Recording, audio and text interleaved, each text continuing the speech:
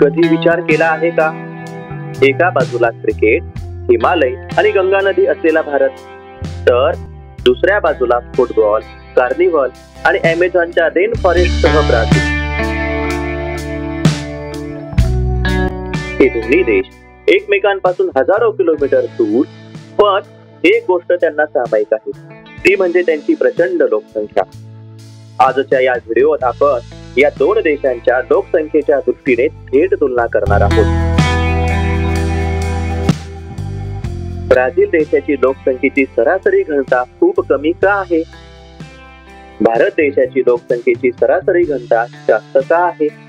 आणि हो, अमेझॉन नदीच्या खोऱ्यात लोकसंख्या विरळ आहे, तर गंगेच्या खोऱ्यात मात्र लोकसंख्येचे वितरण दाट, असं का? तर तयार आहात ना भारत आणि ब्राझीलच्या लोकसंख्येची माहिती घ्यायला? चला तर मग सुरुवात करूया. पहिला प्रश्न बघूया. पुढील विधानांची भौगोलिक कारणे लिहा. मुलांनो, हा प्रश्न 3 गुणांसाठी असतो. यातील पहिला प्रश्न, ब्राझीलच्या लोकसंख्येची सरासरी घनता खूप कमी आहे. मुलांनो, या प्रश्नाचं उत्तर लक्षात ठेवायचं असेल तर 3 शब्द आपल्याला लक्षात ठेवावे लागणार आहेत: भूभाग, लोकसंख्या आणि तुलना, म्हणजेच PAC, पॉप्युलेशन, एरिया आणि कंपॅरिझन. चला तर मग आपण 3 वाक्य तयार करूयात. पृथ्वीच्या एकूण भूभागापैकी सुमारे 5.6% भूभाग ब्राझीलने व्यापला आहे. दुसरं वाक्य, या उलट जगाच्या एकूण लोकसंख्येपैकी केवळ 2.7% लोकसंख्या ब्राझीलमध्ये आढळते. तिसरं वाक्य, ब्राझीलमध्ये तुलनेने अधिक भूभाग व तुलनेने कमी लोकसंख्या आहे, त्यामुळे ब्राझीलच्या लोकसंख्येची सरासरी घनता खूप कमी आहे.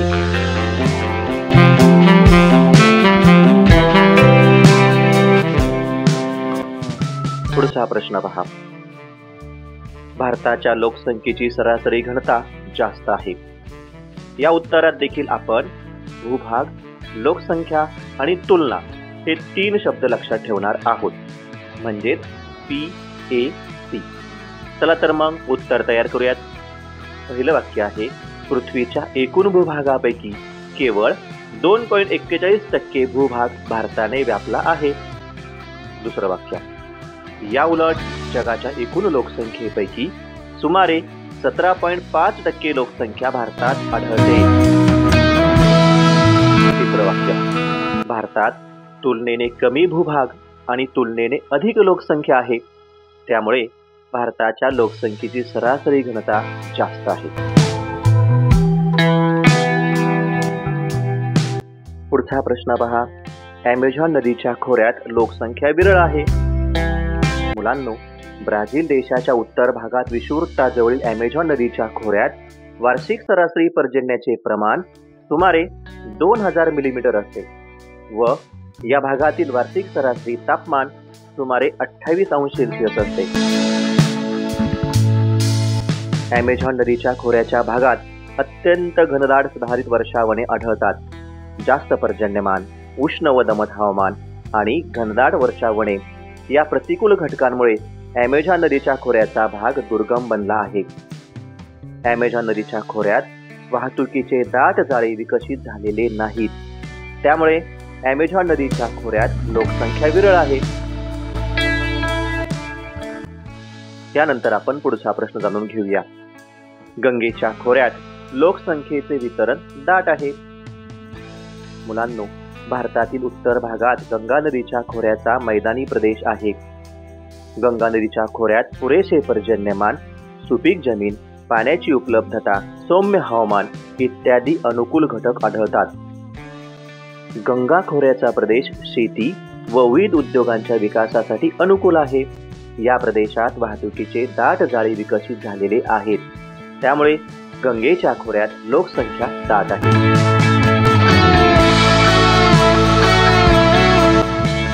त्यानंतर पुढचा 4 गुणांचा प्रश्न आपण जाणून घेणार आहोत. लोकसंख्या वितरण आणि हवामान यांचा सहसंबंध उदाहरणे देऊन स्पष्ट करा. मुलांनो, लोकसंख्या वितरण आणि हवामान यांचा जवळचा संबंध असतो. अतिपर्जन्य किंवा कमी पर्जन्य असणाऱ्या प्रदेशात किंवा अति थंड अथवा अति उष्ण अशा प्रतिकूल हवामानाच्या प्रदेशात लोकसंख्येचे वितरण विरळ आढळते.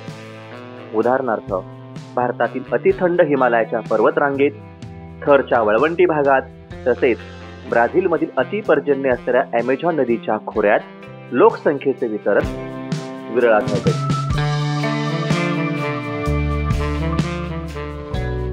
सौम्य तापमान आणि पर्जन्याचे मध्यम प्रमाण असलेल्या प्रदेशात लोकसंख्येचे दाट वितरण आढळते. उदाहरणार्थ, भारतातील सौम्य हवामान आणि मध्यम पर्जन्य असणाऱ्या गंगा नदीच्या खोऱ्याच्या प्रदेशात तसेच ब्राझीलच्या समशीतोष्ण हवामान असलेल्या आग्नेय किनारपट्टीच्या भागात लोकसंख्येचे वितरण दाट आढळते. यानंतर पुढचा अतिशय महत्त्वाचा प्रश्न आपण जाणून घेऊ. भारत आणि ब्राझील या देशांच्या लोकसंख्या वितरणातील साम्य आणि फरक स्पष्ट करा. मुलांनो, 4 गुणांसाठी हा प्रश्न असतो. या प्रश्नाचे उत्तर लिहित असताना आपल्याला काही महत्त्वाचे शब्द ध्यानात घ्यावे लागणार आहेत. यामध्ये भारत आणि ब्राझील या देशांच्या लोकसंख्या वितरणातील साम्य याविषयी उत्तर लिहित असताना आपल्याला अतिउत्तर, मध्य, वायव्य आणि किनारपट्टी हे शब्द लक्षात घ्यावे लागतील. तर भारत आणि ब्राझील या देशांच्या लोकसंख्या वितरणातील फरक स्पष्ट करण्यासाठी आपल्याला 2 शब्द लक्षात घ्यावे लागतील. यामध्ये पहिला शब्द आहे नदी खोरे आणि दुसरा आहे घनता. चला तर मग उत्तर तयार करूया. भारत आणि ब्राझील या देशांच्या लोकसंख्या वितरणातील साम्य. मुलांनो, दोन्ही देशाच्या अतिउत्तर, मध्य आणि वायव्य भागात लोकसंख्या तुलनेने विरळ आहे.